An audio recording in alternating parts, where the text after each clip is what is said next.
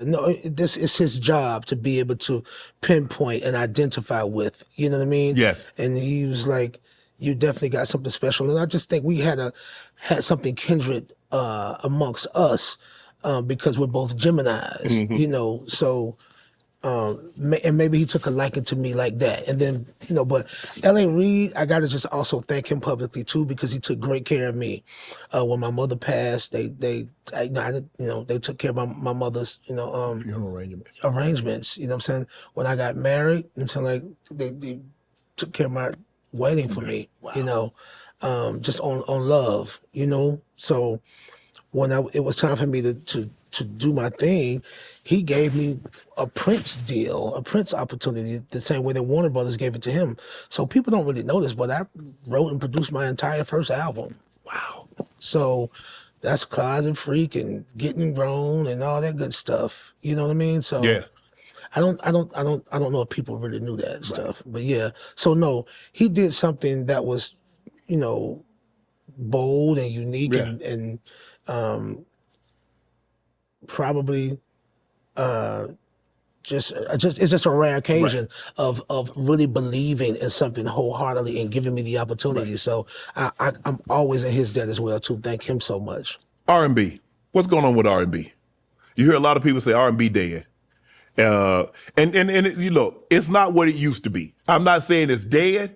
It might be on life support, but it's not what it used to be. We don't have we don't have the voices that we once had. No, and I don't know if maybe it doesn't sell. I don't know if it's not sexy anymore. I don't know what it is.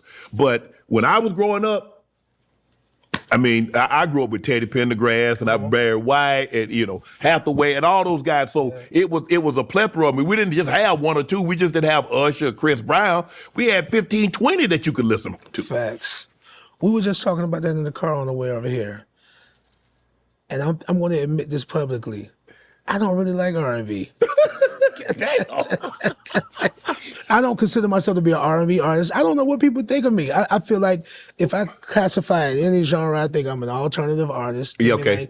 I have these are the interpretive arts. Yeah. I like to say. You know what I mean? So, but maybe I mean it this way. Maybe I don't like what it's become. Okay. You know what I mean? Yes. But all things could be better if just for balance. You know what I mean? Yes. Like, it's just it's too much of one thing. Not enough of another. Not enough variety. You know what I'm saying? Mm-hmm. And I think that's how I end up trying to do so much, and maybe it's just far reaching as far as my own personal plight or career is concerned. I'm trying to do everything just to represent those voids or fill those voids. So no, but I'm thinking about the OJs and, we did songs like, it was just like, family reunion. You know what I'm saying? Yes. Like, it's just a song about, it's so nice to see the family come together. Yeah. We don't, I mean, everything don't gotta be about. Even the big bands sung. You look at the OJs, you look at the Ohio Players, you look at Earth, Wind and Fire, you look at the Doobie Brothers, you look at Atlantic Star, you look at but they sung, even though they were big band and had fast songs, they slowed it down. And oh my goodness. I always get the Atlantic Star and Midnight Star mixed up. Yeah, but Atlantic Star, send for me, right? Send for me. Put a message in the bottle, baby. I'm just a telephone call away. Just a telephone call away. Yeah. That's him. Tavares. I mean, dun dun dun. Yeah. Too late. Yeah. Heaven must be missing an angel. Yeah. So. But it's like them dudes was already grown, even though they look older, but they was like 25, 26. Yeah, they didn't look like 40. They look 50 years old on their first album. So I don't know. It was something about the time, the limitations on recording, like, they were recording the 2-inch. Yeah. If you don't understand 2-inch tape, everything is digital now, but back then they would record it to tape. Right. You couldn't just punch in. Right. You had to either rehearse, practice and have it down pat, almost perfect, and run it. You know what I'm saying? Like, and what you captured, that's what it was. And so you had to damn near be perfect though. You had to be perfect.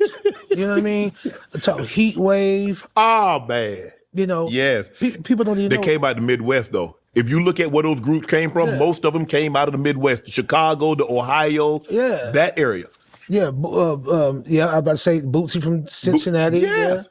Yeah. We got to shout out Ohio players, obviously from Ohio, and you had Earth, Wind, and Fire from Chicago. So that was the area of which they came from.